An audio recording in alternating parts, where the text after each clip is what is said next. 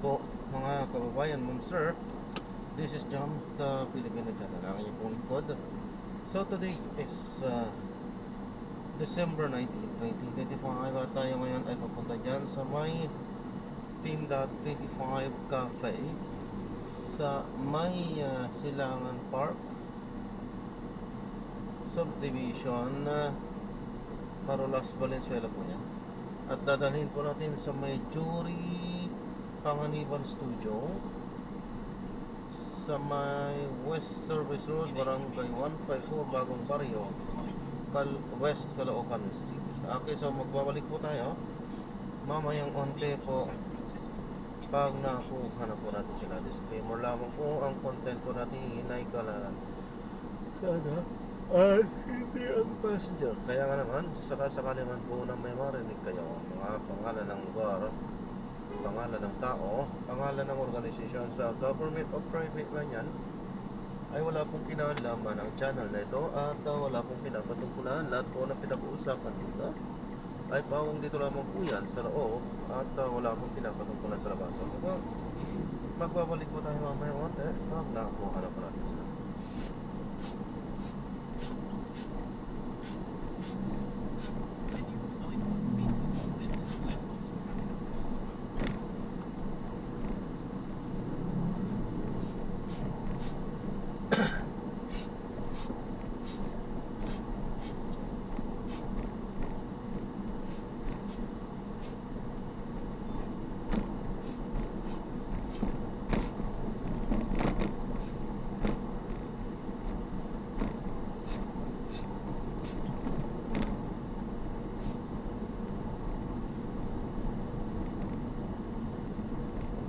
At makinig tayo ng mga nagbabagang balit at mga talakayan habang tayo papunta doon sa ating nagkapira.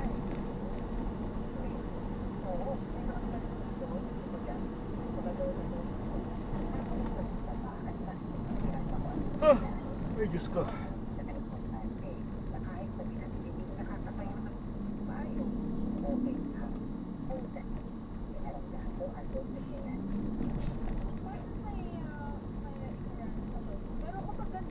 Na medical expert pala info na Pinto sa trial itong si Dating Pangulo, mayroon bang karapatan o may chance ba yung kampo ng Dating Pangulo na mag-apela o kailangan pa nilang hintayin yung pinaka-desisyon ng ICC? Yung desisyon ng ICC, Wala pang pre-trial paper. Sa ngayon, meron na silang comment actually. So, lahat ng parties naman nag-comment at ito nga kanina galing sa comment nila. Hindi na pwede mag-i-oppose outright. They will have to defer to the decision of the judge. And then after the right, nakakakalit sa trial, pwede nila i-apply yung decision ng judge. Ako, ibalik mo natin si attorney sa Christmas party. Thank you, attorney, ha. Salamat po sa pagpapaliwanag ng context po nitong report na ito. Maraming salamat din at maligayang Pasko. TTTZMM, numero 1 sa aksyon. 8:46! Pwede makabasa pa ating ating partner para malaman kung ano talaga yung pinaka-desisyon at finality ng tumutulong na proceedings para sa kaso ng Pilipinas at nakakarap sa ating Pangulo. Oy! Nagabalik ko ang spot report. Pag-rip sila mga paalala. Wait lang po. Walang lihim na hindi mabubunyag.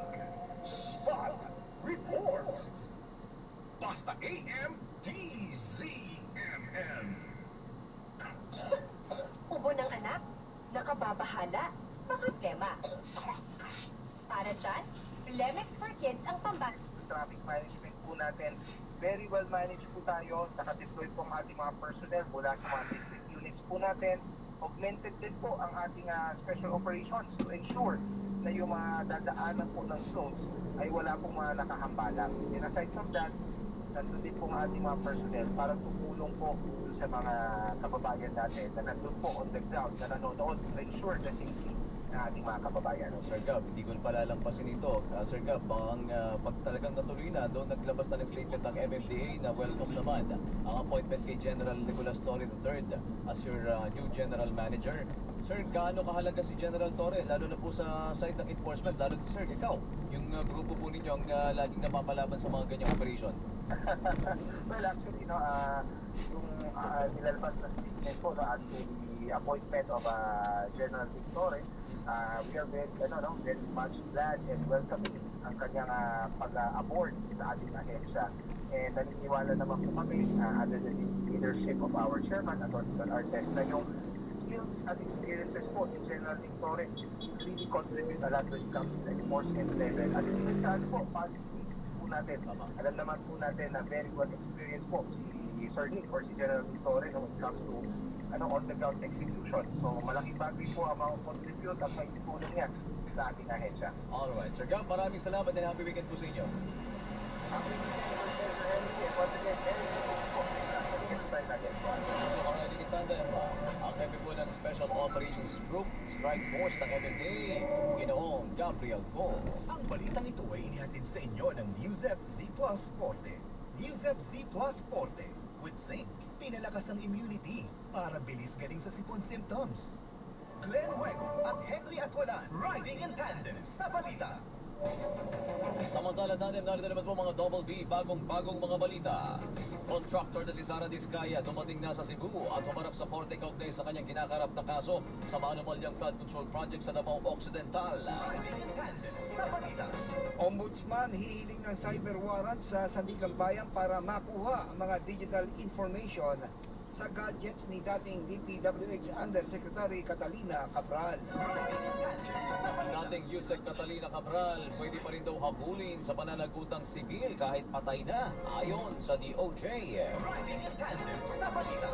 Anti-Money Laundering Council nagpalabas ng panibagong freeze order laban sa mga malalaking kontraktor at kongresista na iniugnay sa anomalya sa flood control project. Riding in tandem sa balita. Pagbansag sa Pilipinas bilang ISIS terror hotspot, hindi katanggap-tanggap ayon kay Pangulong Bongbong Marcos. Riding in tandem sa balita.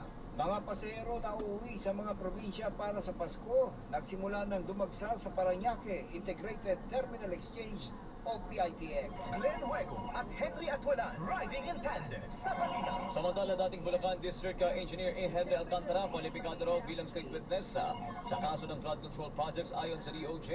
Pero ang korte pa rin daw ang magpapasya. Luisito Santos, ay! Kung kwalipikado na, magpapaging state witness sa kaso ng flood control anomaly, si dating Bulacan First District Engineer Henry Alcantara. Ito ang inanunsyo ni Prosecutor General Richard Anthony Padulyon matapos nga na muling magsauli ng 71 million pesos ngayong araw sa Department of Justice. Si Alcantara na bahagi ng restitution. Ayon sa Padulyon, sa ngayon ay provisionally admitted na si Alcantara sa Witness Protection Program, partikular na sa kaso ng flood control anomaly sa Bulacan. Dahil dito ay obligado sa Alcantara na magbigay ng salaysay bilang katatawan ng Estado. Alinsunod sa nilagdaan itong memorandum of agreement sa pagitan ng DOJ.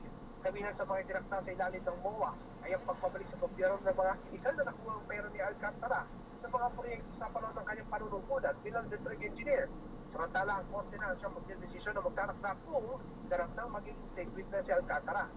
Nauna na nagsauli si Alcantara ng 110 million pesos mula sa ipinangako nitong 300 million pesos na restitution o yung mga sinasabing iligan itong nakuha mula sa mga proyekto ng pamahalaan. Ako, si Luisito Santos ng GMA Super Radio DWB. Dapat, totoo. Samantala, Senate President Tito Soto, kumpiyansang malalagdaan ni Pangulong I-drop na natin sila. So maraming salamat po sa panonood hanggang sa muli. Ingat.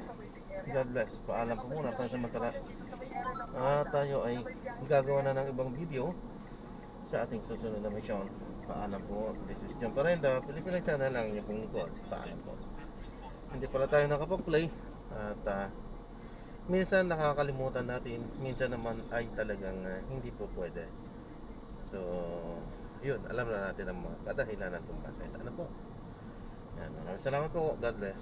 Paalam po.